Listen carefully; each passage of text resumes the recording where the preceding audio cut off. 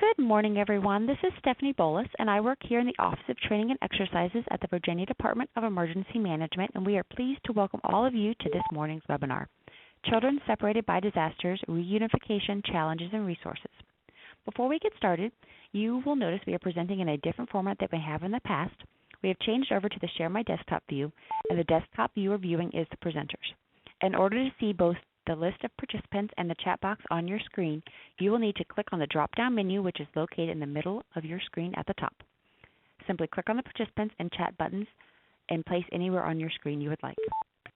Due to the number of callers, we will be muting all participant lines during the session. So if you have questions during the presentation, please do ask them. We just ask that you do so via the chat feature.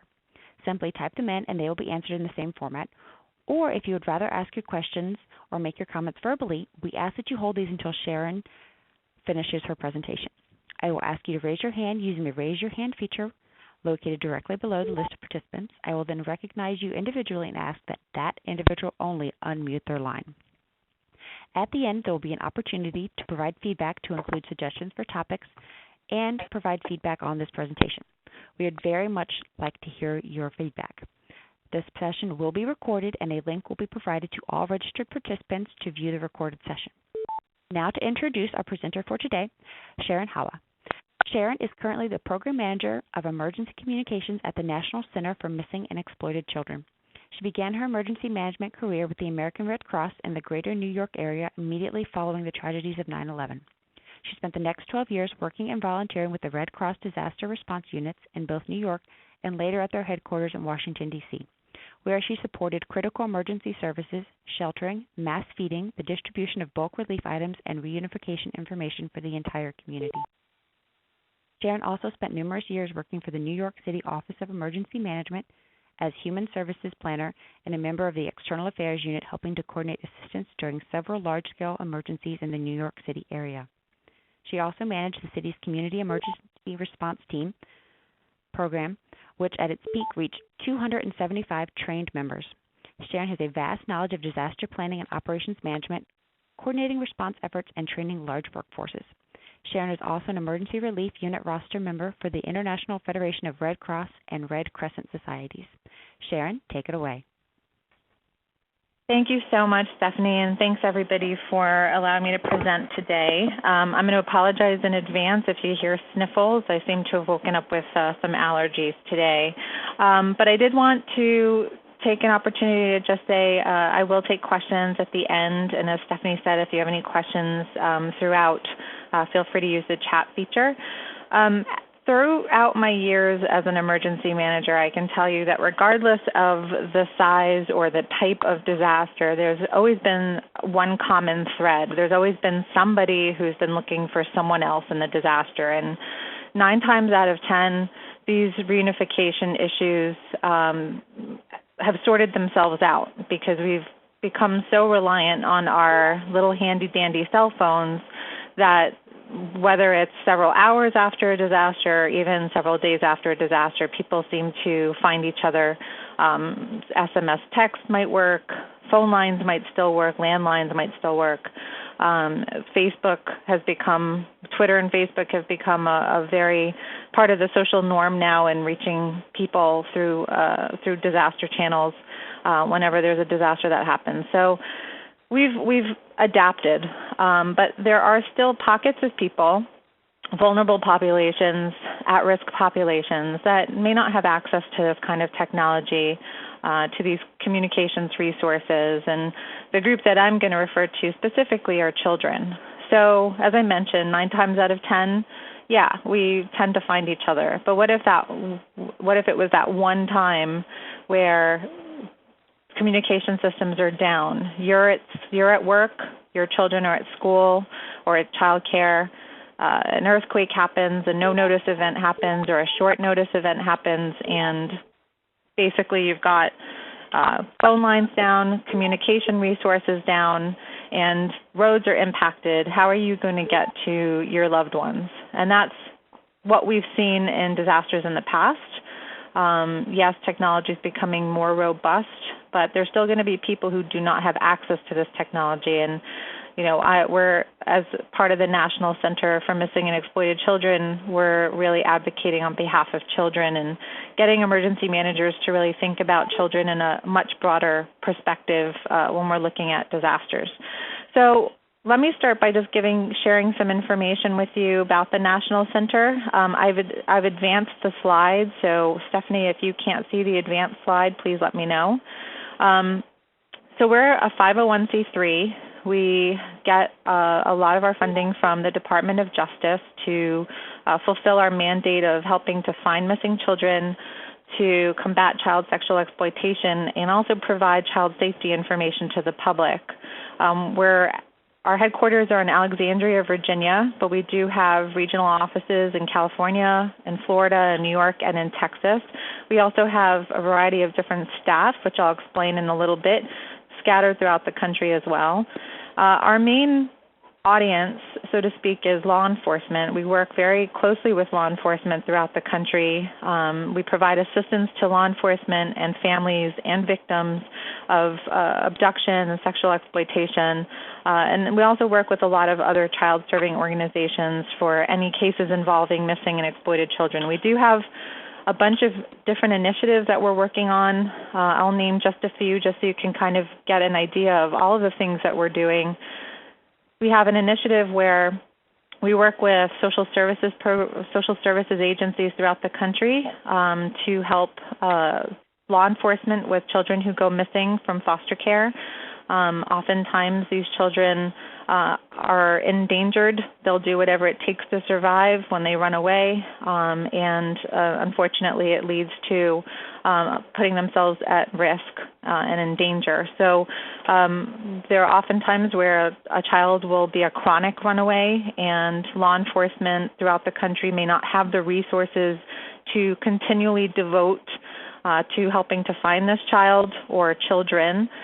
So unfortunately, sometimes these children often get phased out of the system until they're 18 and they live their lives on the streets or wherever they are to try and survive. That creates other problems, which, again, I will kind of showcase in a little bit. But the other initiatives that we're working on is we work with Autism Speaks to provide law enforcement with training on children who wander, children with autism who wander. There are some endangerments that children that test on the spectrum tend to seek out large bodies of water or train tracks, areas where high-speed trains go by, traffic, large highways where they see a lot of cars going by really quickly. So they're kind of attracted to speed and fast-moving objects, and they tend to wander off. Not all children with autism, but some who test with autism on the spectrum. We've seen over the course of the last several years patterns in children with autism who have wandered, who have been found either safely or unfortunately deceased in large bodies of water because we just haven't followed the patterns until now. And we're working with Autism Speaks. We put together a training program where we work with law enforcement so that whenever they get a call about a child with autism who has wandered, who is now missing, they'll know to directly go to the largest body of water in their area. So those are just a few of the many, many programs that we have at the National Center for Missing and Exploited Children.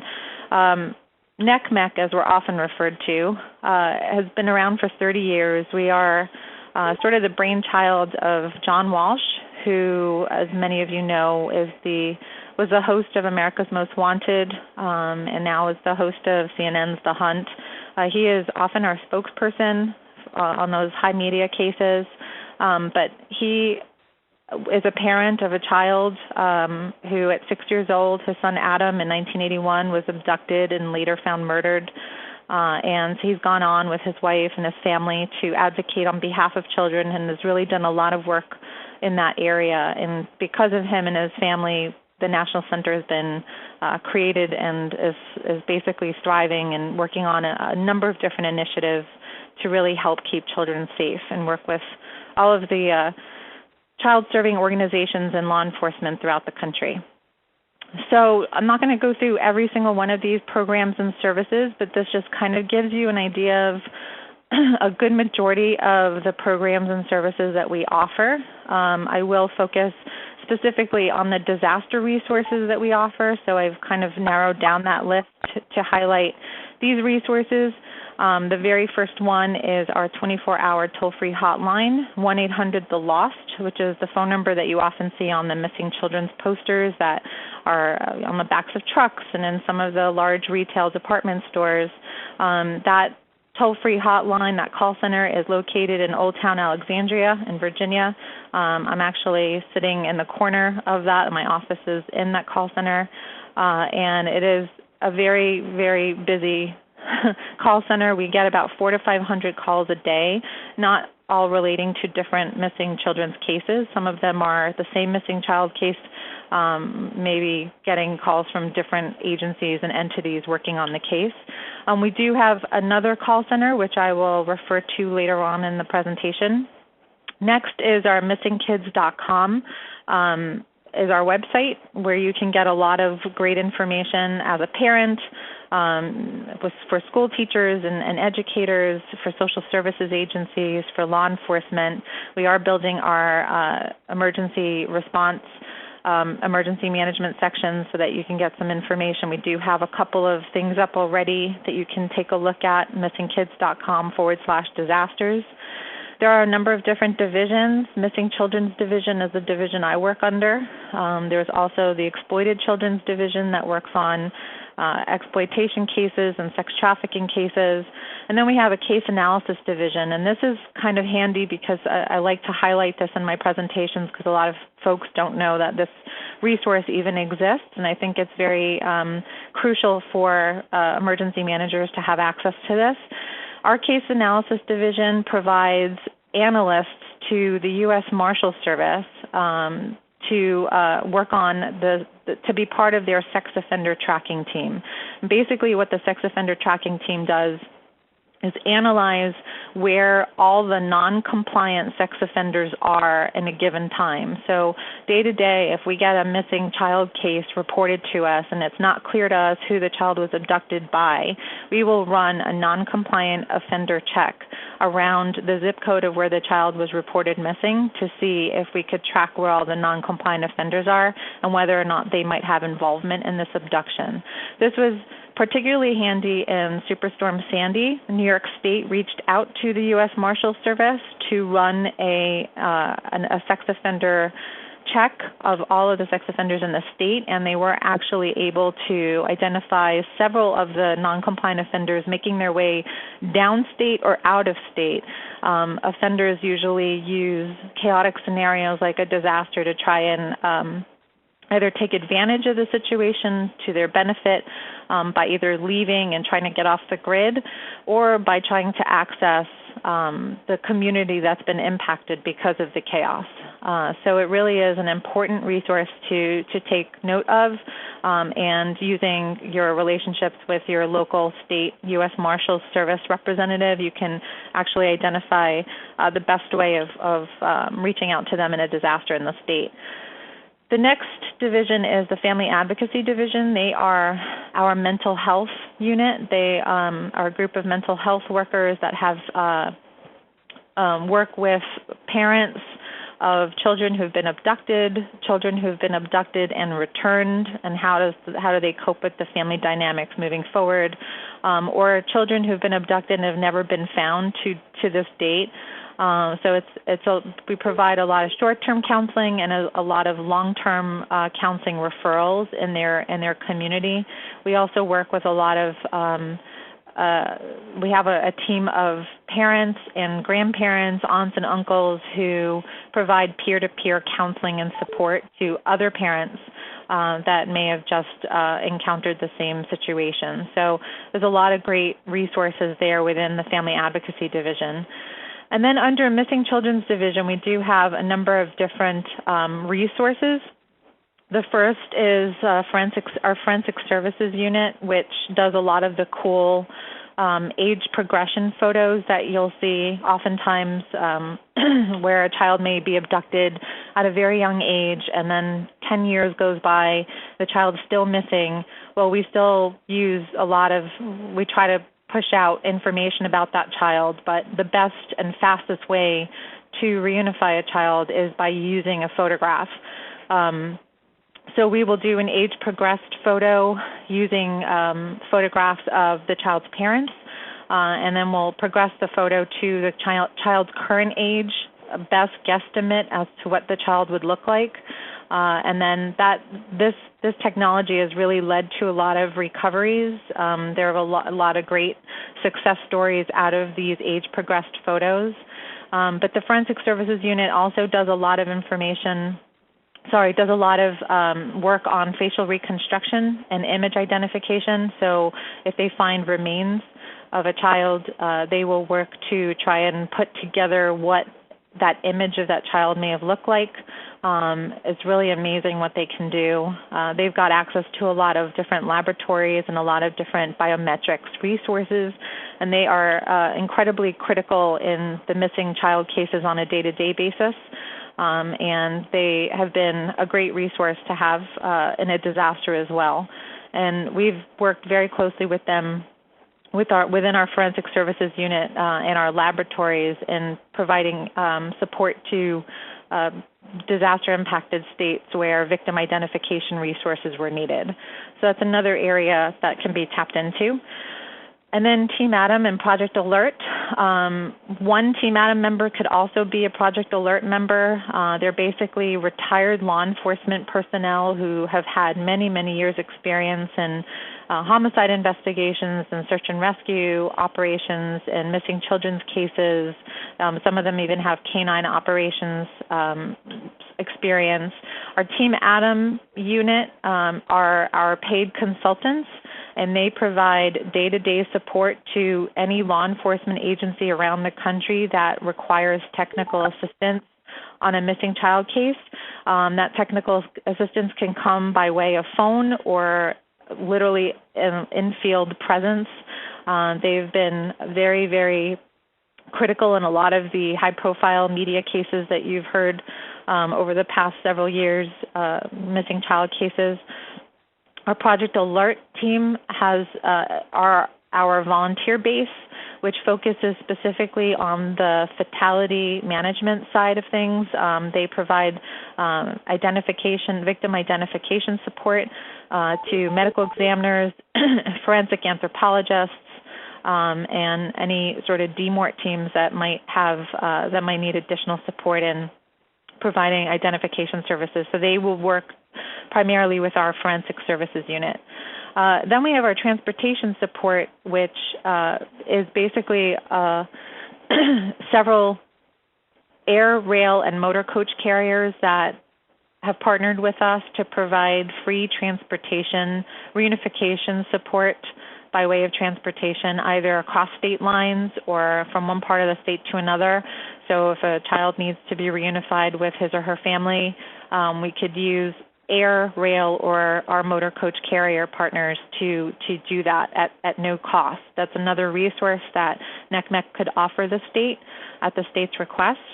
And then lastly, I was talking about photos being the quickest way of reunifying children. We do a very robust photo and poster distribution program, which basically means that when a child goes missing, we try to gain access to a recent photo of the child using getting the parent's approval, and using our photo partners, our poster distribution partners like Target and Walmart, Penske trucks, a lot of moving company trucks, to post the missing child's photos in the area that the child's believed to be in. And that has led to the quickest and most successful way of reunifying children. So those are just some of the resources that NCMEC offers with regard to disasters. All of these resources are free of charge. There's no cost to them as long as there is a state entity that is requesting the National Center's resources. It would be a phone call to me directly or to our call center to request any one of these resources or multiple resources to assist. There would be a conversation about what the need, how long, just so we could get set up on our end, and then we would be able to move forward with it if it's a verified need. Again, it would be a state entity just because the way our funding works with the Department of Justice is state law enforcement usually makes the request to us to help find missing children and work alongside law enforcement. Well, it would be a state emergency management, state social services, state law enforcement, even the governor's office. If there's a request by a state agency, we would be able to provide this at no cost to the state. During federally declared disasters, we would work through FEMA reimbursement with no cost share to the state.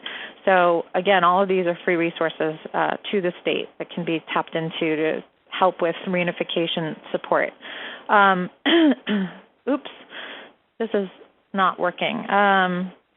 Let me see if I could get this to work a little differently.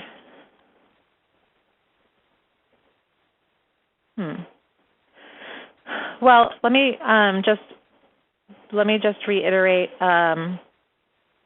Actually, what I'm going to say is the screen that I was trying to show here, and unfortunately I apologize for it not working, but there's multiple screens here, so I'll try and kind of paint the picture for you. So we have different case types that we get. So our case types are the types of calls that we get in on a regular basis. The number one case type, a lot of people often think that the number one case type that we often get are stranger danger abductions. So a child being taken by a stranger, from school grounds. That's actually not true. The very first case type that we get is endangered runaways, and that usually we usually run statistics every several years. And so from 2010 to 2014, our statistics show that about 81% of our case type was endangered runaways, and that's a big problem in this country that I think people don't realize could lead to other challenges in states and in communities, which I'll explain shortly. The number two largest case type that we get are actually family abductions. So it's usually an estranged family member, a father, a mother, an aunt, an uncle, a grandparent who takes the child. Typically, oftentimes it could be out of spite, and there is a potential thought process that, the child's with another family member, so the child's not in danger. But when things like that happen, it often is out of spite, and that child is in danger, and sometimes it could lead to the death of a child just because the parent or the relative is spiteful and is meant to take their own life and will take the child's life as well. So that becomes a big problem, and we work very closely with law enforcement to put emphasis on family abductions.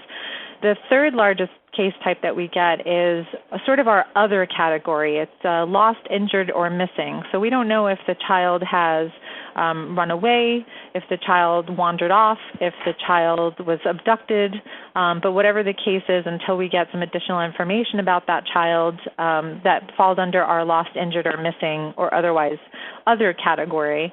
And then comes our our non-family abductions, which is the stranger danger. Now, although the percentage is small, it still is pertinent for me to say that the attempts are high. So there are still a lot of strangers that are trying to abduct children, but fortunately for us, children are fighting back, communities are getting involved, and a lot of those attempts have gone unsuccessful, which you'll hear a lot of stories now about strangers becoming more brazen in their attempts to abduct children by taking them in broad daylight, by breaking into a family's home in the middle of the night and stealing a child out of their bedrooms. And that's because those long gone are the days where a stranger could walk up to a school and just take a child from a school playground. It's become a lot more difficult for them, and so they're resulting to much more brazen behavior. But children are learning to fight back. They're learning to, not trust strangers that come by and lure them with candy and puppies and all of that. So it's really good. And then the very last category is our what we call Code 5779, which basically means that by legal definition, it's not a child. So the minor is between the ages of 18 and 20, so usually college-aged. And we don't often get involved in those cases unless we are called by law enforcement to help on a case-by-case basis. So again, technically it's not a child by legal definition, but there's still some nuances. It might be a college-aged kid who needs, who's been abducted, or there's a missing child case around that, and law enforcement reaches out to us. Now, going back to that 80% endangered runaway case type that we get, so 1 in 7, last year, 1 in 7 runaways who've been reported to the National Center were likely sex trafficking victims. And that's up by 1, so now it's 1 in 6 children this year. So it's clearly increasing, and sex trafficking in this country among minors is a really big problem that's becoming much larger and a much bigger challenge in every state across the country. As you'll see in this slide, 68% of these likely sex trafficking victims were either in the care of social services or foster care when they ran. So there's a big problem here that we need to address, and one of the reasons why it's important for us to address it is because we don't want what we see in those third world countries to happen here. The 2004, the Indian Ocean tsunami that impacted a lot of Southeast Asian countries, they're still finding children who 10 years later were involved in, who have been part of sex trafficking rings because nobody's been tracking them and nobody's been trying to, figure out where they are.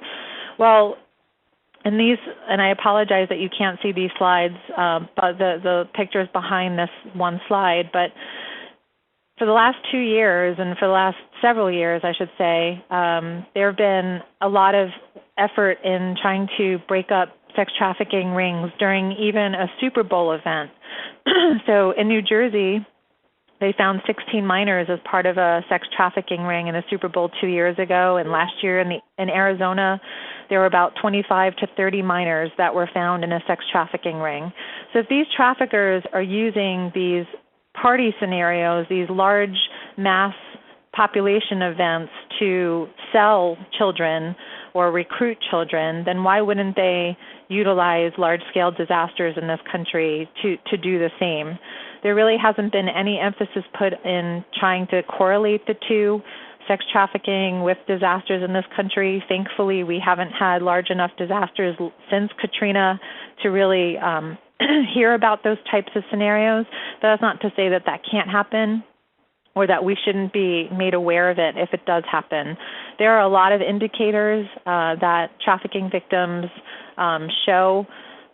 present to potential disaster workers, hospital workers, social services workers, law enforcement that we could tap into that would help get them out of their current situation. So it's just something that I wanted to note. Trafficking in disasters is a big deal, especially with children.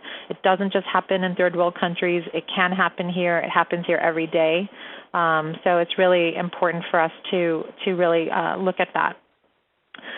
So when we're looking at the classification definitions of children, specifically in a disaster, I wanted to highlight 3 classifications that we like to look at. The number 1 classification is a missing child, very obvious definition, a person younger than the age of 18 whose whereabouts are unknown to a legal guardian.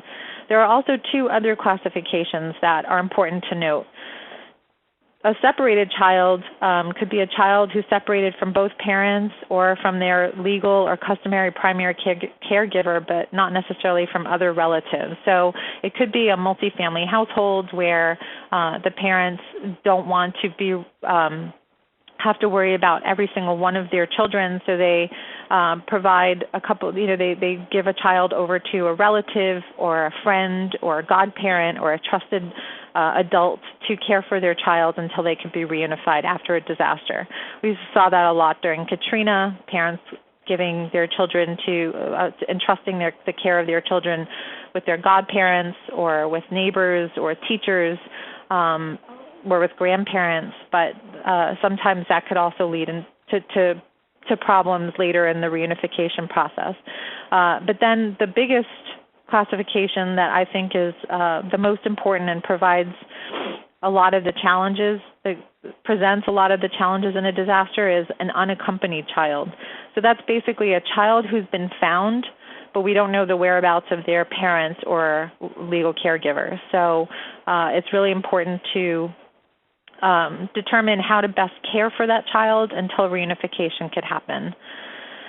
Some statistics for you. Children make up approximately 25% of the nation's population, and on a typical weekday, there are 68 million children in schools and in child care. It's important to know what the state's number is, because I think to have a planning number is a good way to start your plan. You could always scale down from that number, but you can use 25% of the state's child population. And it's important that we note that although a majority of children are in schools and in child care, there are also other children that can be anywhere at any time. So it's important for us to kind of keep them on our radar. So whether it's foster care, they might be impacted, or children in community centers or shopping malls. If it's the summertime, then schools might be out. Children might be at sleepaway camp or on scout outings, in parks and stadiums and museums. It's important to think that children can be impacted anywhere, and it's really important to kind of keep that on your radar and kind of get a sense of what's in your county or in your community so that you could plan appropriately for that. Some of the challenges in the reunification challenges that I like to kind of review with emergency managers is that, again, there might not be a reunification plan in place. If there is one, it may not be robust in including a lot of the different nuances involving children. And it's not just a reunification plan at the state level or even at the county level, but also with any caregivers providing care to children, whether it's a school or a hospital or child care, even congregate care facilities like juvenile justice facilities, social services programs, foster care, camps and Girl Scouts, Boy Scouts. They all need to have some semblance of a reunification plan, or at least link up to the state's reunification plan, get on somebody's radar so that they know that they might be in trouble if there's a tornado that rips through their area.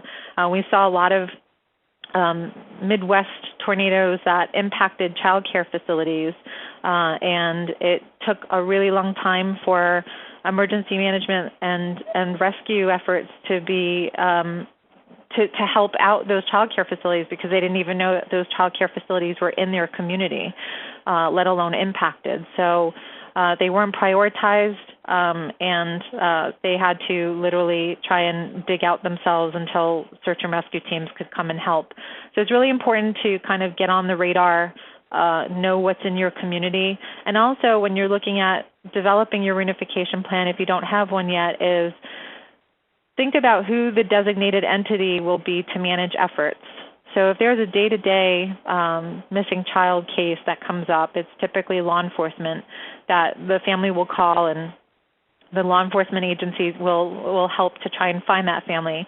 But in a disaster, if you're talking about multiple children or even larger amounts of children that might go missing or are unaccompanied, who is it that's going to be managing that effort, the reunification effort of those children, the care of those children, even if those children are very young, the identification of those children, because some children who may not be able to speak or self-identify, you're going to need to figure out who they are.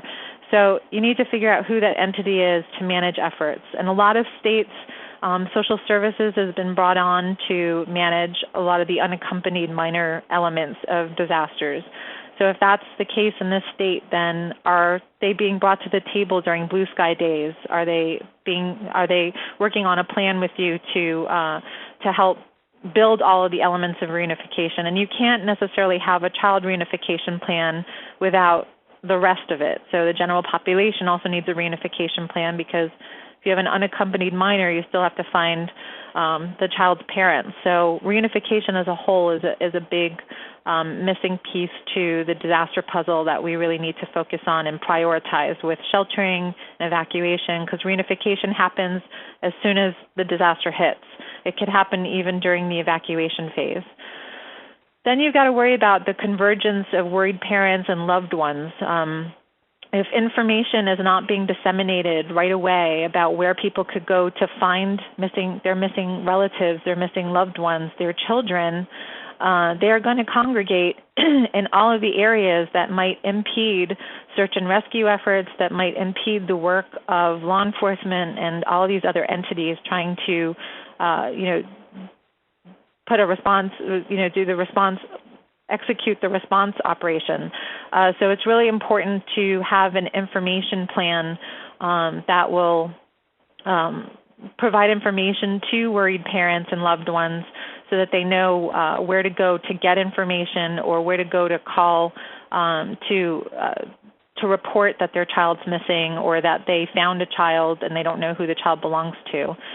Because otherwise they're going to be inundating all of the calls. They're going to inundate all of the local emergency phone systems with phone calls, whether it's 911 or 211, 511, police, fire, EMS, hospitals, even Red Cross will get phone calls from all worried parents who are looking for their children, and people who have found children who don't know what to do with them. And if there's not a coordinated effort in determining who's managing this, then this is when we're going to start to see the missing persons reports being filled with duplications of names and names in triplicates. That's what we often see after tornadoes. We'll see missing persons reports being overinflated because there are so many different people calling so many different phone numbers, and there's no coordinated effort to say that this person is the same that's been called several times.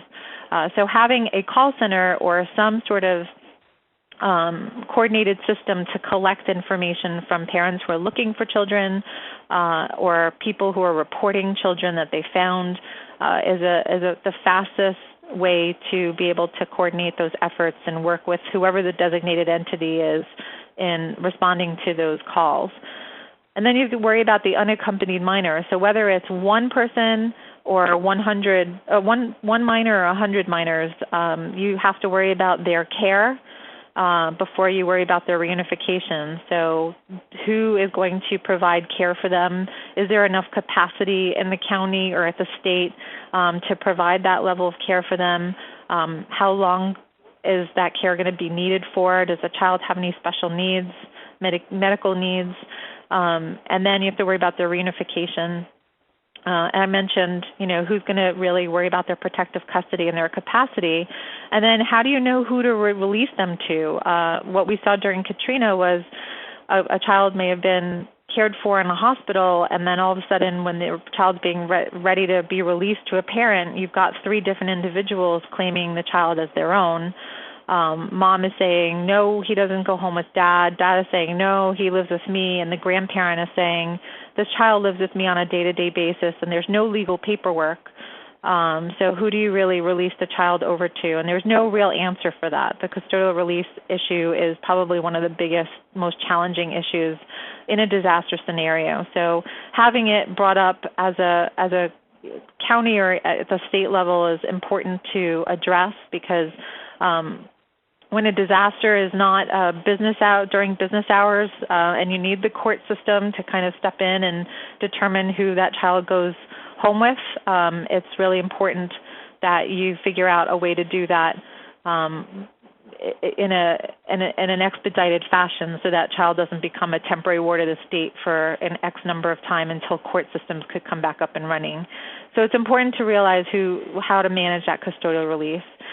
And then we mentioned the sex trafficking and recruiting. There has to be some emphasis paid to how to manage that scenario if there are children who present themselves in a disaster shelter or in a hospital, and they're potentially trafficking victims. How does the county handle it? Does law enforcement get involved? Is that child removed from that situation right away? And then everybody's favorite discussion is about privacy issues and HIPAA, especially at the hospital level. There are a lot of concerns about releasing information about children or about any individual from a hospital or from the care of a caregiver to out the public. But during disasters, there might be some provisions about public health information that are waived. If it's a declared disaster, there are some waived provisions regarding notification, the notification, not the status, but the notification of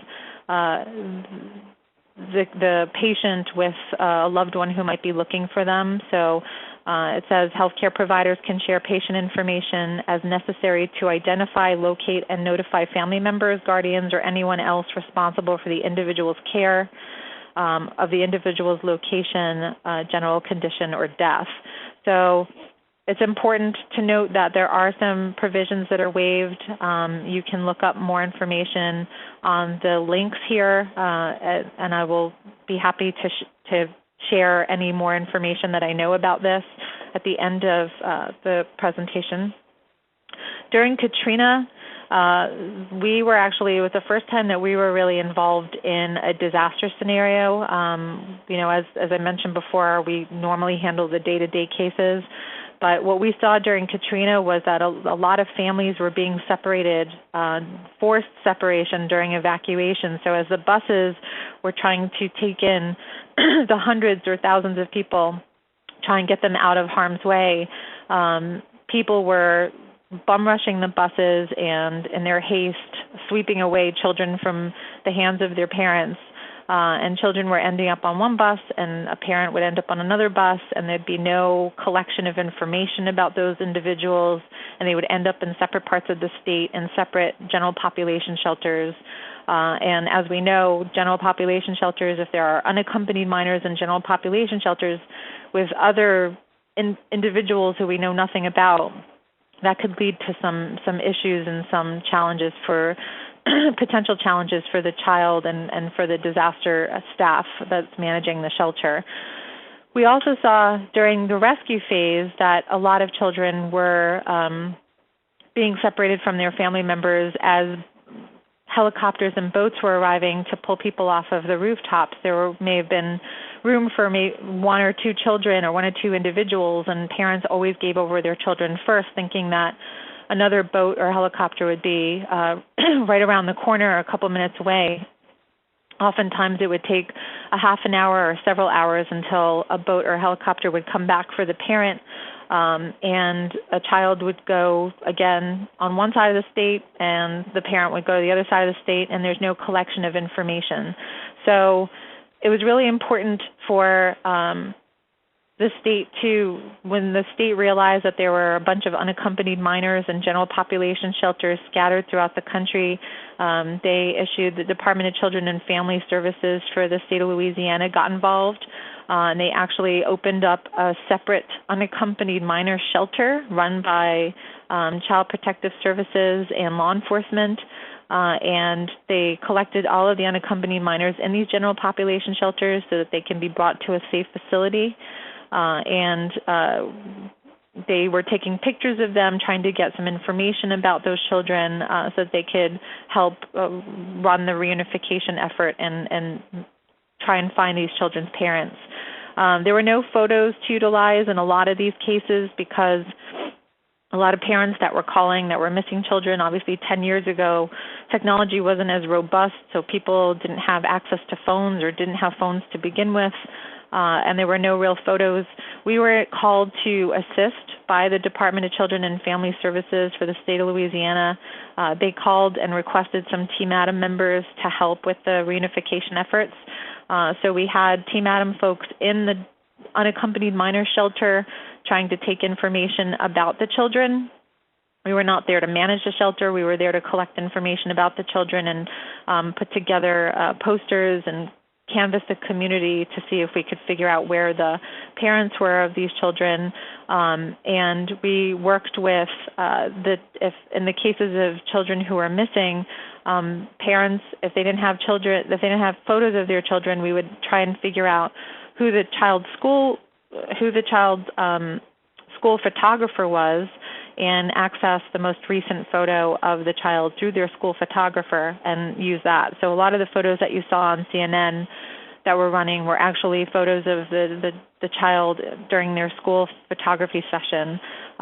So it was a very creative way to try and resolve an issue. And we had families that were traveling across state lines to reunite with loved ones, and oftentimes it was a wild goose chase for families, and so it took several weeks, if not several months, to reunify. In addition to having Team Adam on the ground supporting law enforcement and Department of Children and Families, the Department of Justice called out to us and asked us to establish a hotline that was dedicated to Katrina to handle calls about missing children. So in our Alexandria, Virginia headquarters, we set up some tables with computers and phones, and we had Team Adam and Project Alert volunteers and staff brought in from all around the country, and for several weeks, 24 hours a day, 7 days a week, we were managing all of the calls. The first couple of days, we were managing all reunification-related calls, not just children, but adults too. But after a few days, we realized that was way too much, and we weren't putting the emphasis that was needed on the children because it became too much. So we pushed back on the state and said, you need to figure out another entity to manage the adult side. We'll manage the children's side. We'll work together, information share wherever it's necessary. So all is said and done, after several weeks of having this dedicated Katrina hotline, we helped to resolve 5,192 cases of displaced children. That doesn't mean that there were 5,000 children that were missing. That just means that there were different nuances. It could be a parent calling with using her son's first name and her last name, and a father calling using the same son's first name but his last name. And to the call agent, it would be two different people until we could do the investigation and figure out it was the same person. So it was every case, every call that we got in resulted in a case. So there were over 5,000 cases of displaced children. The last child, and this is pretty hard to imagine, but the last child, after a wild goose chase throughout the country, was reunited with her family in Texas about 6 months or 7 months later. So it really was a very difficult thing to stay on top of. And, we really don't want to see something like this happen again. And it probably won't happen to the extent that it happened during Katrina, but it can. So Katrina was a notice event. It was a hurricane. We had the luxury of time to plan for it. And it still, resulted in this kind of magnitude of children being separated from their families. What if it was a no-notice event, again, in the middle of the day? We will see numbers like this again, or close to these numbers. So it's important for us to think about not the 9 out of 10 times, but that 1 out of 10 times that this can become the disaster within the disaster. So after Katrina, we established the National Emergency Child Locator Center. So that Katrina hotline that we set up became official. The U.S. Congress asked us to establish it and make it part of a disaster resource at the federal level that could be tapped into. It is operated by us. We're written into the Stafford Act as having this resource. And it could be requested through the state or through FEMA to us directly. And it basically will manage all of the calls, relieve the inundation of calls relating to children at the local level or at the state level. And it has a dedicated hotline number, dedicated staff. We even have redundancy built in, so if we need to expand or relocate our call center, we can. This call center, the National Emergency Child Locator Center, is located in Florida. It's in Palm Beach, Florida. So if we need to relocate it or expand it, we do have other offices in Dulles, Virginia, and we also have another partner office in Phoenix, Arizona. We also, all of our regional offices that I mentioned before could also set up a call center operation if required. So we do have the ability to manage any sort of dedicated hotline and reunification call center specifically for children if the state requires it. Since Katrina, we were involved with the Oklahoma tornadoes. We worked directly with Moore Police Department to help any reunification efforts out there with the tornadoes having impacted 2 elementary schools. We figured there would be a large reunification effort. Fortunately, it wasn't as large. There were a lot. It was the response to that tornado was handled very well. A lot of information going to parents right away. But parents were converging on the scene of the elementary schools before search and rescue efforts were underway, which, obviously impeded a lot of the search and rescue efforts as it first started. We were also involved with the Washington State mudslides. The Snohomish County medical examiner reached out to us and requested Project Alert to help with victim identification. But the whole idea is that when Team Adam or Project Alert are requested to deploy, they're deploying in support of, not instead of. So they would work to support search and rescue, law enforcement or social services, the medical examiner, the morgue, or the DMORTs. They would touch base with hospitals who have a large challenge in the reunification. They would work with partners that we have with the American Red Cross, disaster shelters. We do have a partnership with the American Red Cross in that we share information so that if there's potential unaccompanied minors in the shelter, or the parents or legal guardians of an unaccompanied minor in the shelter, we would have access to that information. So our Team Adam would touch base with all of those disaster shelters that are listed. A lot of the spontaneous disaster shelters we would try to build relationships with at the time of the disaster. And if there are other reunification teams on the ground, whether it's Safe and Well teams on the ground or HHS teams on the ground, we would be working directly with them. The whole idea for Team Adam and Project Alert is to leave a minimal footprint so they don't take up space at low area hotels. They leave that for victims and federal workers. They rent out a trailer. They either sleep and work out of those trailers. We do have, if it's a federally declared disaster, we do have access to JFOs and RRCCs, so we can work out of those facilities if possible. And we're also building relationships with the Red Cross so that if there's a staff shelter open, that our staff would be able to stay in those staff shelters as well. So again, very minimal imprint. They are there to do assessments on the ground, work in support of any of these entities, and then leave as soon as the reunification effort is managed or coordinated in an efficient fashion. With our relationship with the various agencies have led to this document. So there's a national initiative in November 2013 that helped release this document called the Post-Disaster Reunification of Children. It is an effort by FEMA, Health and Human Services, the Red Cross, and the National Center. Basically, it provides a framework to get states to start thinking about reunification planning of children. So it poses some questions that they could use to help get the dialogue started. It also lists all of the nationwide resources that would be available to help support reunification efforts. And it could be used to apply to any existing preparedness plans or procedures that are already in place for reunification. So it's a good document to utilize to help get you to that next step. After this document was released in 2013, there was the development of a National Reunification Task Force that has just completed and will soon release a state plan reunification template that doesn't focus just on children. It focuses on general reunification. It does have a child's annex.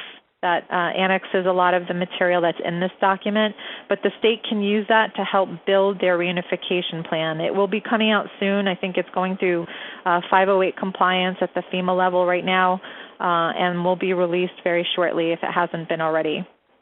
There's also been talks about creating a state plan template for tabletop exercise, so that's also something that's coming. So as soon as a state completes their reunification plan, they can exercise it through a tabletop exercise.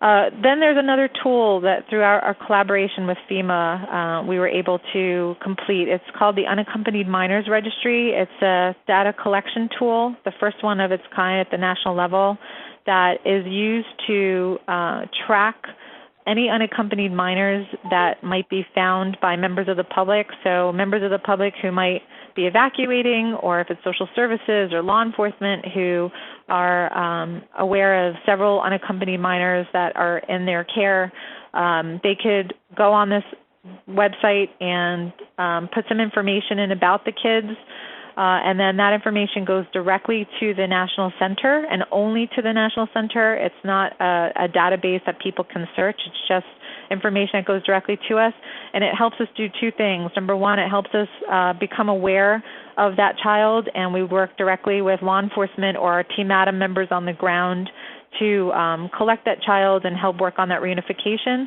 But number two, it helps us cross-reference information about that child with any parents that would be calling in about that child. So it helps us expedite reunification by doing that cross-reference check. So the way it works, it's available in English and Spanish. The splash screen basically alerts people to call local law enforcement immediately and then complete the registry. They could use it on their smart device or their smart tablet. They'd put in some basic information about themselves, so whether they're an individual, private citizen, a child care facility, an educational facility, so on and so forth. They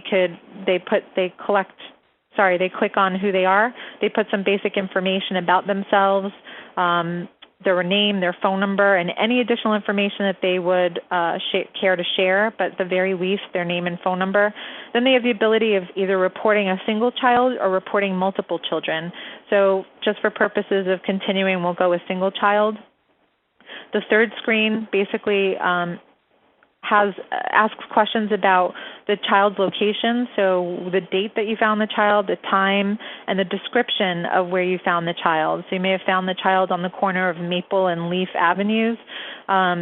So that's a good descriptor, especially if you're not familiar with the area. So we're thinking that this could be anybody who's reporting, not just somebody who might be familiar with the area. Do you know the child's name? Yes or no? Do you know the child's age? If not, approximate age.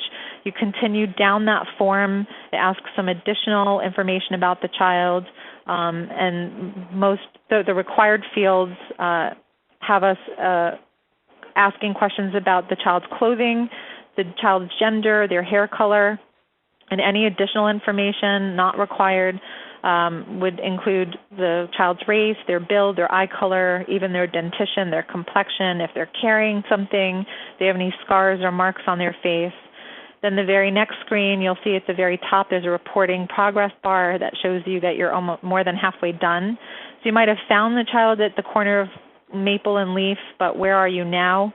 So your current location, current phone number. If you turn the child over to protective custody, so if you're a member of a community evacuating and you went to a disaster shelter and you turn the child over to the shelter manager, the name and the relationship and the custodial phone number, if they're part of an agency, who the agency is. And then it gives you the opportunity to take a photo of the child because, as I mentioned, photos are the quickest way of reunifying a child with their families. So you're able to take a photo, that's great, and the minute you hit submit, it gives you a confirmation screen.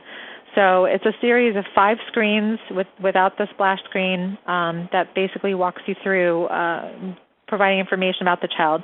Now, if you're reporting multiple children, you go to that reporter screen, you hit report multiple children. It asks you to download a template, which is basically an Excel-style spreadsheet that mirrors the same questions, that the fields that are asked. The blue fields are the required fields. You could even work on this template offline if there's connectivity issues.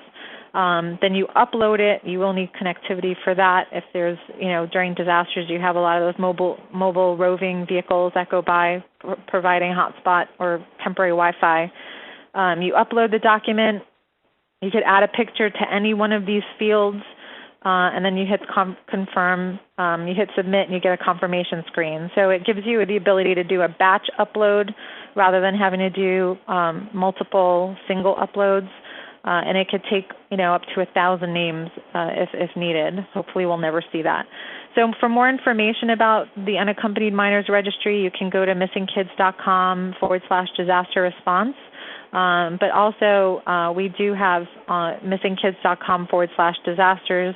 There's a video that we put together featuring 3 families from Katrina that experienced their child becoming separated from them, and they talk about their experiences 7 years, 8 years later.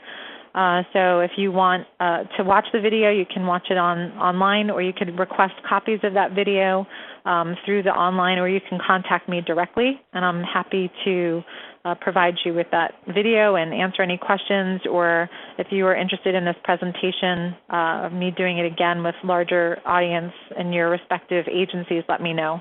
So I'm going to open it up to questions. I thank you so much for the opportunity again, and I will take questions now. Hey, Sharon, we have a couple questions that came in. One was from Jim. How does this work with other organizations such as Red Cross, who also does work for reunifying persons? Yes. Well, interestingly enough, I was with the Red Cross for several years, and I managed the Safe and Well program for a few years. The Red Cross Safe and Well program, for those of you who are not aware, so Safe and Well is multifaceted.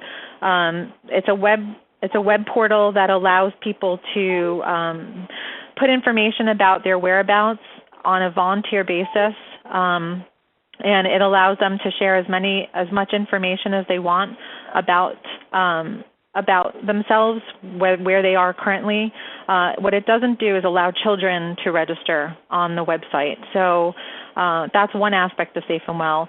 During a disaster, there might be Safe and Well teams that are out in the field, although it's not a consistent program that Red Cross uses to have field teams. It really depends on the size and scope of the disaster. But we would work directly with our Safe and Well team, the Safe and Well teams at the Red Cross, to have that interface. The interface between the Unaccompanied Minors Registry and the Safe and Well portal does not exist yet. We're in the process of talking about how to create that interface. That might happen in the future. It might not. But we do have our Safe and Well partnership, our Red Cross partnership. Their knowledge of how to manage unaccompanied minors in the shelters will also include putting information about those unaccompanied minors in the Safe and Well website. So I hope that answers Jim's question. There's another question. Is NCMEC connected to Amber Alerts? So NCMEC is the way we're affectionately known as. So NCMEC and Amber Alerts. Amber Alert is decided upon by law enforcement. What NCMEC does to support Amber Alert is provide secondary distribution to all of our network partners. So when law enforcement at the state decides that Amber Alert is necessary because a child is in danger, having been abducted, then they will reach out to NCMEC and will provide secondary distribution of that Amber Alert and the information that law enforcement provides in that Amber Alert to all of our network partners. So although we don't have direct involvement with Amber, we are the ones who get called when people are annoyed by being woken up by Amber Alerts at 3 o'clock in the morning with those obnoxious tones. But what we try to emphasize is that Amber Alerts are very important and a very successful program in helping to find, safely recover children who have been abducted who are in harm's way. If there is an Amber Alert in your area, it's because a child is in danger. So that's why they make that obnoxious tone. It's the same tone that's used for weather-related emergencies. And we really hope that people look at Amber Alert in a different way. And it's been a very successful program. So we're very proud to work with our law enforcement community with that. I have another question. Sure. What about any connection to the American Red Cross Safe and Well website? I believe I answered that. The Safe and Well website. The Safe and Well website is that portal that I was talking about. So a person could put in their information, as much information as they want to share, and then somebody else who's looking for them will have to have either their their person's name and their phone number, or the person's name and their pre-disaster address in order to gain information, the information that the person put in. Safe and Well doesn't allow children to register on the site, so there is that gap. But there are Safe and Well teams that are sometimes pushed out in the field. And as far as the Unaccompanied Minors Registry and the Safe and Well portal, we're working on trying to find an interface to connect the two systems. I think I have a couple of additional questions that people might have sent to me privately. So there was a question about speaking multiple language in disasters. That would be important. We do, our call center, we do have bilingual staff in our call center. We also have access to language line. And also we do have a number of our Team Adam folks that are bilingual or multilingual, and also have access to language line in the field if they need that. So we do have the ability to communicate to communities that have language challenges or issues. And then how do you capture information if a child has a disability and or uses adaptive equipment? Well, in that Unaccompanied Minors Registry, there is a field there, although it's not a required field because the individual may not know if the child does not know how to self-identify or cannot speak. Then the individual who may have found the unaccompanied minor may not know exactly what their medical need might be. But there is a field on the Unaccompanied Minors Registry that requests information about any potential medical needs that the child might have. I think that's all the questions I saw. Is there anything else? No, that's all the questions. Thank you so much, Sharon, for presenting. Everyone, I think sorry, Stephanie. Yeah, I thought I saw one more. What kind of planning do you recommend that states and localities do to plan for children who are separated, who may not speak English or have other communication barriers? That's a great question. I think that there are a number of different resources that could be tapped into to help plan. It is a whole community effort, so think about the resources in the community that you can tap into to help with that planning. There are a lot of different organizations, community-based organizations that can be tapped into. I'm always happy to help in that regard, so you can definitely reach out to me privately if you want some additional thoughts or ideas about how to do that. But I think that that's all the time we have. I don't want to take up any more time that's not necessary. So thank you again, Stephanie, and everybody. I appreciate the opportunity. You're most welcome, Sharon. Thank you so much for presenting today. Everyone, a copy of this recorded presentation will be sent out to everyone, as well as a PDF of the presentation. Please give us your feedback on the participant feedback form that has been posted, and the link is in the chat window. Thank you so much, everyone, for participating today. Thank you. Thank you, Sharon.